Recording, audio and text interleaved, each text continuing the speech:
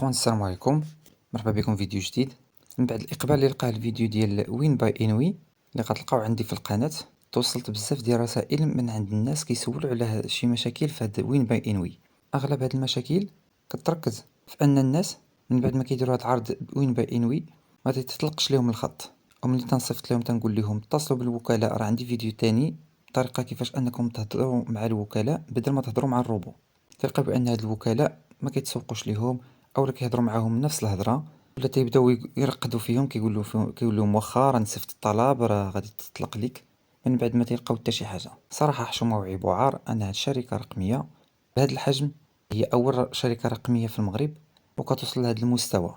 كنتمناو من المسؤولين ديال هاد الشركه انهم يرجعوا الموظفين اللي مخدمين معاهم، كيخليو بزاف من خدمتهم وما كيجاوبوش الناس على المشاكل ديالهم. الناس كيلقاو مشكل وما كاين حتى شي انسان يقدروا يلتجؤوا ليه ولا يهضروا معاه، اولا شي اجونس يقدروا يوصلوها ويشكيو فيها. اذا بهذا الشكل هذا هادو وين باي انوي كتفقد السمعه ديالها بزاف، والمشتركين كيوليو كيهربوا منها. حتى اللي داير عرض وين باي انوي وما عجبوش الحال كيولي كيقلب باش انه يرجع لانوي اولا الاورانج اولا حتى الاتصالات. لذا كنتمنى من هاد الناس المسؤولين انهم يراجعوا مزيان ويحاولوا يعطيو الوقت للزبناء ديالهم والمشتركين ديالهم. وشكرا، ونتلاقاو في فيديو جديد ان شاء الله. It's caught in the crossfire.